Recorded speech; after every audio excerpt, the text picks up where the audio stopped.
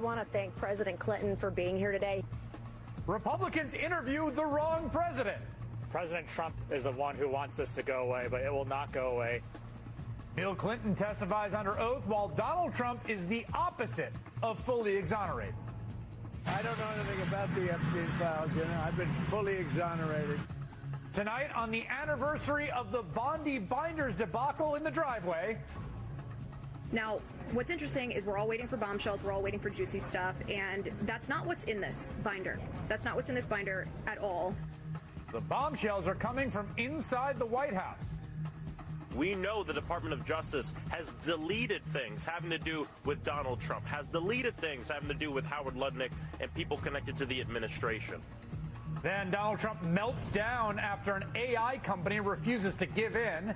And it's primary season in America. What to know about the biggest races ahead of Tuesday's election. But All In starts right now.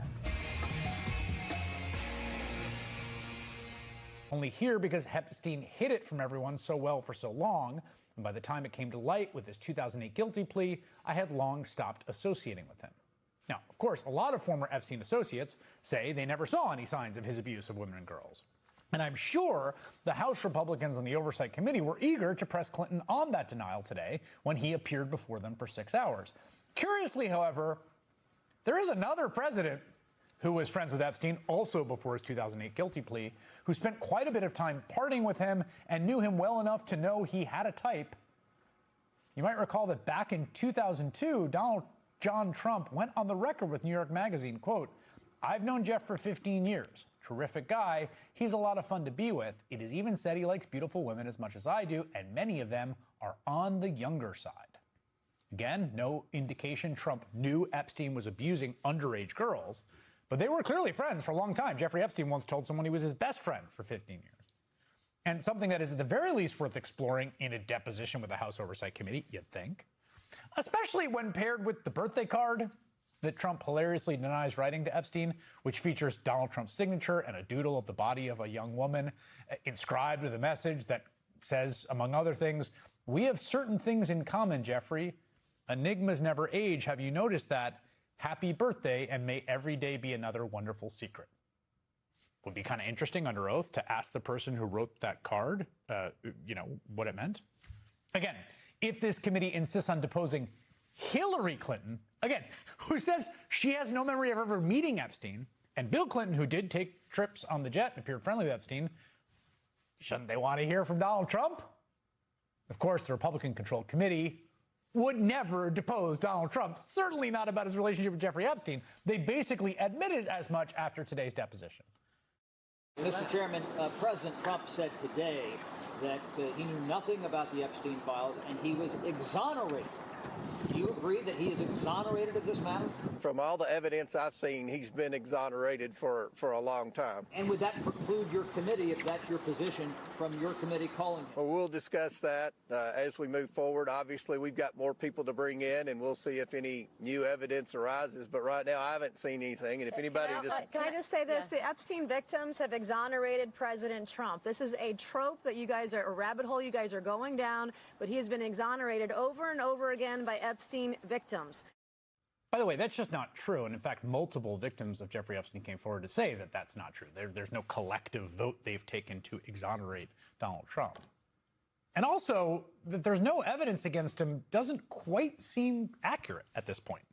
Because we have the missing pages from the files, including multiple FBI interviews with a woman who says that she was repeatedly raped and abused by Jeffrey Epstein when she was 13 or 14 years old, and subsequently sexually abused by Trump when she was 13 or 14 years old.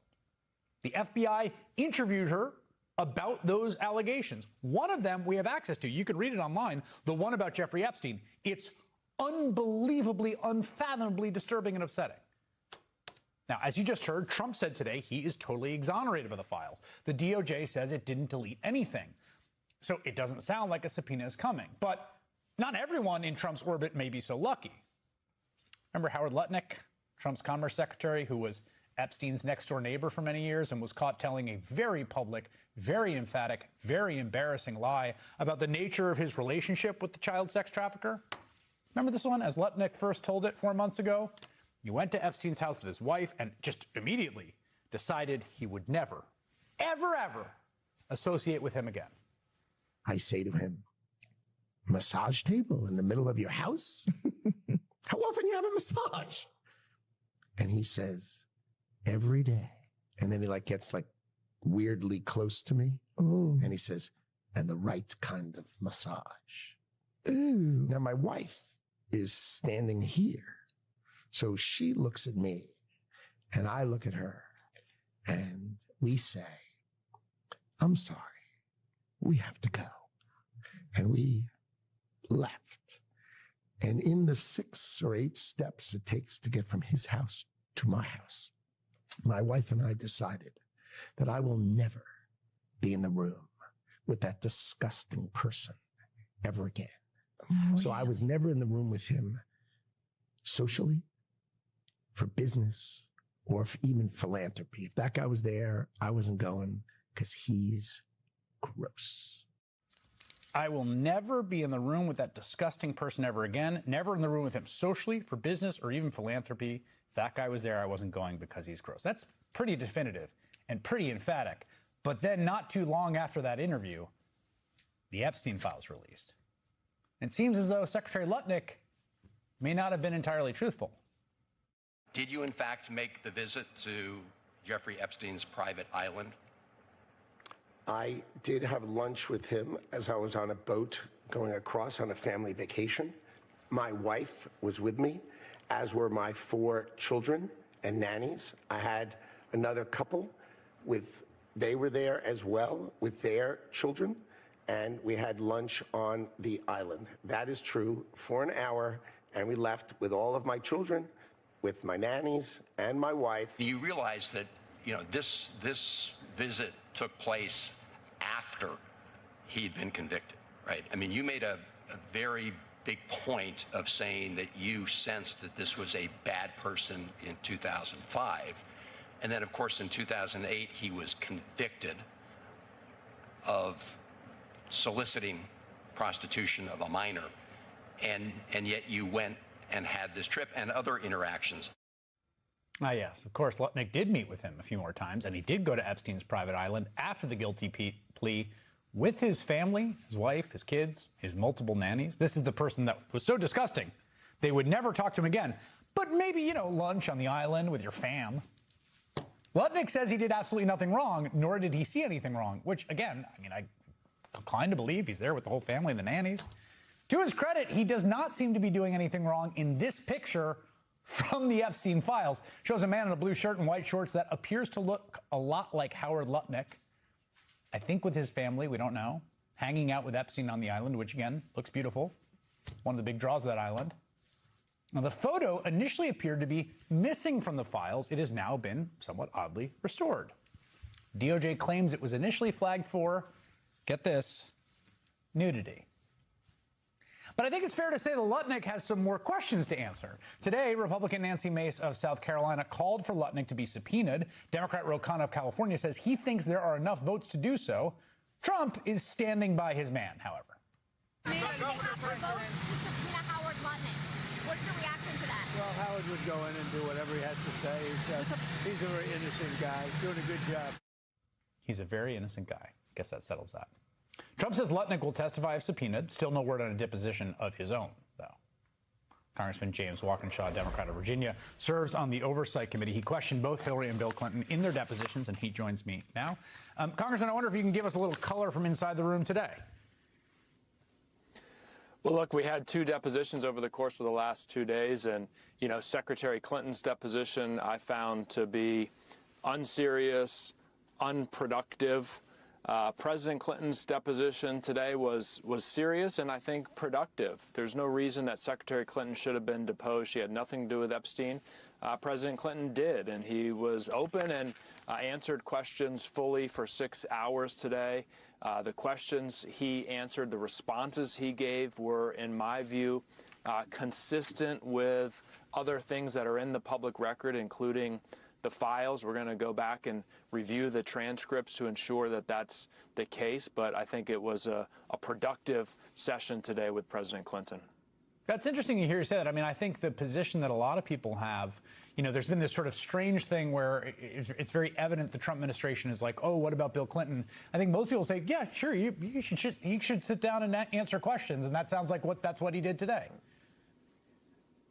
That's right. Absolutely. And look, the question that I've had for everybody who had a significant relationship or a relationship with Epstein is, what, if anything, did you know about the crimes, and when did you know it? And President Clinton answered tough questions about that today. Quite frankly, I think the questions from us Democrats were tougher than the questions from our Republican colleagues, but he answered them all openly and in great detail. And I think the question for us moving forward is, now that we've deposed one former president or one president, when will we get to sit down and depose the current president, President Trump? Before we get there, let's talk about Howard Lutnick, because that seems like more of a proximate possibility. Nancy Mace suggested she supports it. Ro Khanna, as I just said, suggested maybe their votes are there. Is your sense that there might be the votes on the committee for that? I think there will be. And look, what you showed a few minutes ago, I think, demonstrates the importance of getting folks under oath. Howard Lutnick on that podcast, I guess it was, felt completely free to spin a complete and utter fabricated story related to his relationship with Epstein. When he was under oath in front of the Senate, he had to fess up and tell, hopefully, something approximating the truth. President Trump has lied. We know he has lied about his relationship, the extent of it with Epstein, because he hasn't been under oath. He needs to get under oath and answer those questions. So does Howard Lutnick. We got to get them under oath and answer all the questions. We've done that with both Clintons. Now we need to do that with Trump and folks surrounding him like Howard Lutnick. Nancy Mace, in that tape we played earlier, says that he doesn't need to talk because he's been exonerated by the victims, by the survivors of Jeffrey Epstein. I have to say, I found that a pretty distasteful statement, but I'm curious your reaction to it. Yeah, so my guest for the State of the Union was Jess Michaels, one of the survivors, was raped by Jeffrey Epstein, and she put out a very powerful statement this evening clearing that up. So for Congresswoman Mace, we can clear that up for you. The survivors have not exonerated President Trump. No one has exonerated President Trump. And I think this is an important point. Nobody is exonerated yet. Even President Clinton, who I think has been consistent in his stories, but nobody's exonerated until all the files are released and all of the illegal redactions are unredacted and we pursue all of the information that exists.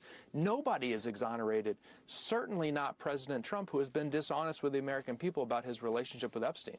Well, that brings me to this question of these missing files. I mean, I got to say, I went back and read, I reread what's called the 302. That's a kind of standard form the FBI does when they interview witnesses and they sort of write down the characterization, the kind of narrative of what that witness says.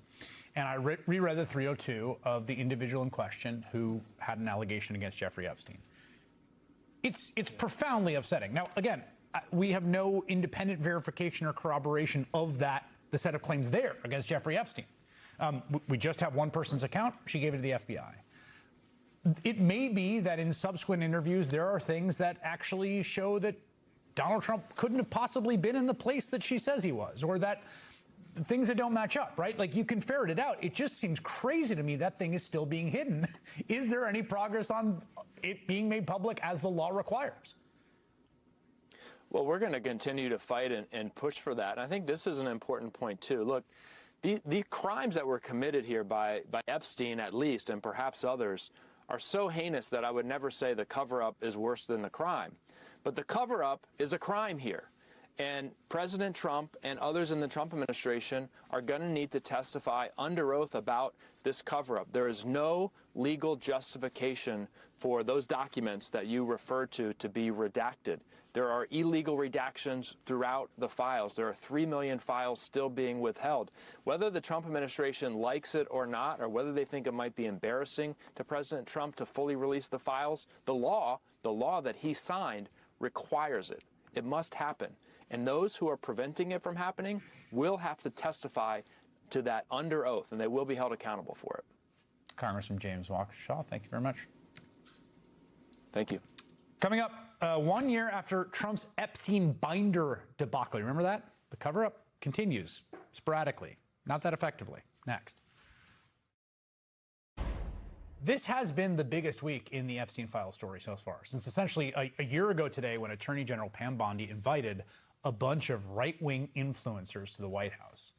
Big pomp and circumstance, and gave them the phase 1 of the Epstein files, and they all posed, and they took their selfies, and they did their videos, and they all emerged from the White House with their binders, only to realize that they had been absolutely duped. The binders were filled with just stuff off the internet, like existing public materials, heavily redacted documents. As one conservative podcast host put it, the file drop turned into a nothing drop.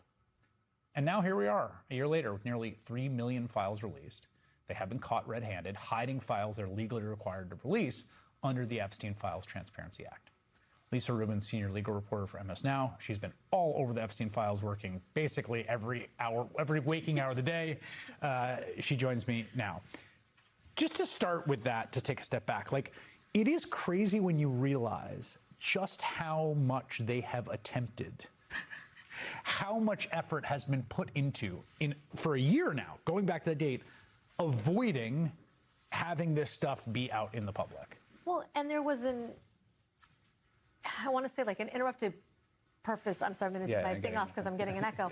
But there was a period of time where they were making a different decision, right? They had said for some period of time that they were going to review the files. This is after those binders were released, but before we ended up with the Epstein Files Transparency Act, it seemed as if they were going to make a legitimate effort to actually review files and produce them. And that occurred through March, April, and May of last year, May being the critical turning point, because May was when apparently Attorney General Bondi and Deputy Attorney General Blanche walked into the White House and had a conversation with the president that went something like, "Sir, you're all over these." Exactly. And that's how we got to the memo in July, the 3-page memo unsigned by anybody in the Department of Justice, that said, we are not releasing any more files because we do not see evidence that anybody else could be charged, and therefore we do not believe it's in the interest of justice to release anything more. That's how we got to where we are now. And think about the fact that just the files that have been released, right? There's still 3 million more they're hiding, and there's heavily redactions. We have seen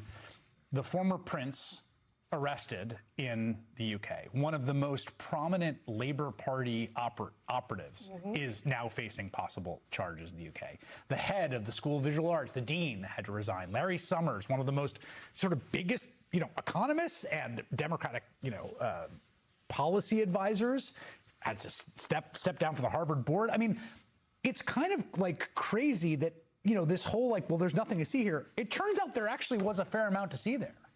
Absolutely. And it also turns out that there are multiple forms of accountability. And I want to pound the table about that, because everywhere I go, people in my life ask me, why hasn't anybody else been charged? Is anybody else going to get arrested? And my response to them is, it's complicated, right? There are only certain sex crimes that can be charged federally. Everything else, for the most part, is chargeable by the state. And here in New York in particular, with a couple of exceptions, rape in the first degree being one of them. All sex crimes in New York have statutes of limitation between 5 and 10 years. And yet, that's not the only form of accountability we have. Who is the person who's had the most accountability against the president with respect to his alleged sexual misconduct? You're learning all the Me Too stuff, right? One of the big things we learned in Me Too is, it's real hard to bring sexual abuse and sexual assault cases. When you start out with what we know from how many women have been sexually abused or assaulted through polling, and you get down to how many men are convicted from the crime, there's an enormous gap between the two. Yes. And, there's a reason for that. Part of that has to do with the heavy standard and burden of proof. There's a whole bunch of other reasons. But there's another reason for that too, and I'm so glad that you raised this, because one of the other reasons is just how law enforcement responds to allegations of sexual assault and abuse. One of the things you can see if you read these documents, particularly the ones going back to 2006, 2007, 2008, when people are being interviewed by Palm Beach police and by prosecutors in the Southern District of Florida is that we've learned a whole lot as a society about how to talk to people who have been victims of abuse, particularly people who might be minor victims. This is a great opportunity for the FBI to do some navel-gazing about how it interviews people and to do some work about trauma-informed interviewing of assault victims. Maria Farmer, who's one of Jeffrey Epstein's victims, has sued the FBI basically to get them to do exactly that. Basically saying, I came to you in 1996 and nothing happened based on my allegations for another decade. And then it took another decade plus more for the Southern District of New York to reevaluate that. And we're still dealing with the fallout. What is it going to take for the Department of Justice and the FBI to look within themselves about how they respond to allegations of child sex abuse? I really hope that this promotes a widespread reexamination of how federal law enforcement responds to those allegations. The other reason this week has been so big is the story that you published earlier this week about the missing files. And again, we don't know what's in the files, and the allegations contained therein, which we have a kind of capsule summary and a pointer to, are unverified. And Donald Trump says he's been totally exonerated. It's pretty crazy to me, though, that we now find ourselves in a situation in which there is an allegation of sexual abuse against the president in the files. There is. You know, for a long time, the sort of, in the first few weeks, I think the sort of sense of it was there wasn't. We kind of know there is one now. We don't know if it's true or not. I certainly can't say. But there is one, and also it's being hidden. Yes, and I want to say that we also know that it still exists and is in the Department of Justice and or FBI's possession. How do we know that?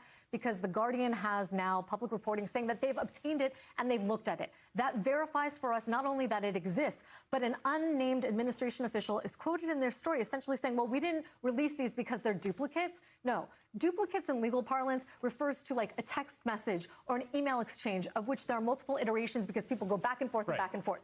You don't produce the earliest iteration where you've got 25 messages later down the chain. That's a duplicate. An FBI 302, meaning an interview memo where somebody repeats some of the same things they've said at an earlier interview, that is not what lawyers consider a duplicate. That's a flimsy excuse. Produce the files. Lisa Rubin, thank you very much. Sorry. Still ahead, Donald Trump's AI temper tantrum. What in the world is he talking about? What does it mean for America and American national security? Next. We are watching the biggest buildup of U.S. military power in the Middle East since 2003. And it's being overseen by Pete Hegseth, the least qualified, most reckless Secretary of Defense I think we've ever had, certainly in my lifetime. And as he beats the Iran war drums, Hegseth is also attempting to coerce an AI developer into letting the Pentagon use their technology without any restrictions. That company's Anthropic, creator of the Claude AI chatbot. And Anthropic raised concerns after reports that Claude was used by the Pentagon to plan the kidnapping of Venezuelan President Nicolas Maduro in January. Hegseth responded by demanding that Anthropic agree to give the DoD full access to Claude for whatever it wants, or else the DoD would force it to hand over that access and blacklist the company from current and future contracts. After a very tense meeting, Anthropic has refused. In a statement Thursday, the company said it cannot loosen its restrictions against Claude's use in two specific applications: fully autonomous weapons and mass domestic surveillance. They said you can use our tech for anything but automated killing machines and spying on people, which, by the way, I think is probably too much anyway. But what did the Trump administration say today? Well, Hegseth called Anthropic a supply chain risk, declared anyone doing business with them would be cut off from working with the federal government at all, and then Trump announced on social media the federal government will phase out its use of Anthropic. Quote, the left-wing nut jobs at Anthropic have made a disastrous mistake trying to strong-arm the Department of War. We don't need it. We don't want it. We will not do business with them again. Adding, Anthropic better get their act together and be helpful during this phase-out period, or I will use the full power, capital F, capital P, of the presidency to make them comply with major civil and criminal consequences to follow. Ben Rhodes served as Deputy National Security Advisor of President Obama. He co-hosts Crooked Media's Pod Save the World, which you can start to watch here on this station when Crooked on MS Now premieres tomorrow. Ben Rhodes joins me now. Well, Ben, you worked on the National Security Agency, and one of the things about the U.S. security state that I think is easy to not appreciate when you're outside of it, but is so clear when you're anywhere inside of it, is how much interface there is between the Pentagon, the national security state, and private corporations. I mean, this is part of how American defense works. What do you make of what happened today? Well, you're right, and that's evolving, Chris, because, when I was there, right, it was still that the major defense contractors were, Raytheon, Boeing, people that made tanks and planes. Increasingly, the technology companies are going to become the defense contractors of the future because AI is going to be integrated into many aspects of what the Pentagon does.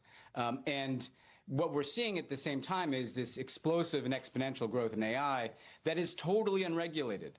There is no regulation from the United States government on the use of these technologies. I think, frankly, the United States government doesn't even know, as well as an Anthropic or an OpenAI, where these technologies are going. And so the only regulation is the terms of service that are written by the companies themselves. And in this case, you have basically a company saying, whoa, wait a second, we don't want our technology to be used for mass surveillance, or we want a human being to be in the chain of command if someone's going to be killed with an autonomous weapon. And you have the Pentagon saying, no, we get to decide how your technology is used, not you. And I think it's a seismic moment because it's getting at this question of, are we going to have completely unregulated AI with no guardrails used by our military and, by the way, potentially by other militaries around the world? So it's a very critical moment. Well, so here's what's so interesting about that. I mean, first of all, we've had no regulation, and now we have like the most heavy-handed, right? So Trump is saying like all the federal government has to cease using it. Pete Hegseth has declared it a supply chain risk, although they also are required to stay with deploying with the Pentagon for 6 months, which is a little like you're a supply chain risk that we have to use for 6 months. It's currently the position of the Trump administration that it is fine for NVIDIA to ship its best chips to China to deploy in the Chinese military, but you cannot use Claude and NVIDIA can't work with Claude. It's a ludicrously incoherent set of regulations. Not just that, Chris. Let's not forget that a 49% stake was bought in World Liberty Financial, the Trump family crypto business, by the UAE. And then $2 billion was kicked in through the Trump family coin by the UAE. And then, lo and behold, shortly thereafter, Trump goes to the UAE and he lifts all restrictions on advanced chips and data centers and computing power flowing out to the UAE, which had been a security concern for the U.S. because the UAE, well, first of all, it's supporting, genocidal violence in Sudan, but also it can be a backdoor to China. So essentially, they are prioritizing the profits of these AI companies, particularly the ones that are friendly to Trump, like NVIDIA and several others. And then they're saying, we want to decide exclusively on our own how we in the Department of War, let's call it the Pentagon, are going to use these technologies. And so they're flooding the world with the technology. And trying to insist that as that is happening, there is no effort to put any guardrails around how it might be used. And we're at a tipping point where AI in the next 2 or 3 years, if not already, is going to reach levels of intelligence, that we don't understand, frankly. The only people that understand this are the people at Anthropic. And let me tell you something. The fact that the people at Anthropic are worried about this enough to want to put that in their terms of service tells you everything about the scenarios they're concerned about, which is that if you have mass surveillance of the U.S. population with AI, I mean, look, when this came up in the Obama administration, one of the things I would always say to people is, oh, it's not like everybody can sift through all your emails. Well, AI can do that, right? And so if you combine the collection capabilities of the U.S. government with the ability of an AI agent or capacity to sift through that, we're in a whole new world here that is kind of like what we've been warning about the Chinese Communist Party and their mass surveillance. That's all that Anthropic is saying that they don't want. What's so crazy about this, though, to get back to the point that you just made where we started about, one of the things that's been crazy, particularly about the Trump administration's perspective, is there's zero regulation of the AI companies. And someone once compared it to me of like having a nuclear arms race, but with private companies, right? So at some level, I think, well, I want the government to regulate this. But now here I am and the government's regulating. I'm like, no, not like this, right? Now we're ending up in a weird place where you're kind of rooting for the private company to essentially regulate the government conduct. But in the end, it does feel to me like there has to be some sort of like civilian regulatory oversight situation that is not what we have now. If we lived in any kind of normal times, Chris, you would have legislative efforts to regulate AI. you would have international negotiations to form norms, if not treaties, about AI. The U.S. and China right now should be negotiating to make sure that AI is not in the nuclear command and control system. I think should be negotiating things around what Anthropic put forward, which is a human being should make the decision if the AI is going to take violent action. Like, these are things that normally would be a subject for Congress and for the international community, but neither of those two entities work anymore. They're totally dysfunctional. Congress does nothing. The international community is split apart. You're right. It's this kind of reverse regulation where they're saying, no, there must be no rules for how we use this technology. It's like the opposite of what you'd want the U.S. government to do. And again, it's fundamentally not in our self-interest. Number one, because I don't want mass surveillance, but take autonomous killing, right? We want to set a standard and try to get other countries to abide by that standard. Yes, and you're sending a message now to China or whomever else, like we're in a new Wild West. That's right. Where you can build the killer robots. Yeah, it's why we're a party to like the chemical weapons treaty, right? It's like we don't want to use it, we don't want other people to use it. Like the whole point is that you have to create something like that around this, and now we're advertising everyone. No, we don't want a human in the loop. It's really unnerving. Ben Rhodes, thanks so much. Thanks, Chris. Still to come, the 2026 midterm season. On Tuesday night, we will bring you special coverage. The midterm election cycle kicks off with primaries in 3 states: Arkansas, North Carolina, and Texas, where a surprising number of really high-level competitive races are in front of us. One of the incumbents in the hot seat in that state is Republican Congressman Tony Gonzalez of San Antonio. He's a Trump ally who's now facing calls to step down from multiple Republican House colleagues. The third-term congressman is also awaiting the results of an ethics investigation into an affair he reportedly had with a former staffer. Gonzalez has denied those allegations for months. But earlier this month, the San Antonio News-Express obtained text messages in which Gonzalez pressures that staffer, Regina Santos Aviles, into sending explicit photos and engages in sexually explicit conversation that Santos Aviles herself describes as going too far. In another text to a coworker, she appeared to confirm the affair with Gonzalez. Santos Aviles and her husband separated after he learned of the affair, and last September she died in a horribly tragic and very public suicide. At least 8 House Republicans, including 3 from Texas, have called on Gonzalez to resign or drop out of his race. Lauren Boebert, Tim Burchett, Brandon Gill, Anna Paulina Luna, Nancy Mace, Thomas Massie, Chip Roy, and Keith Self.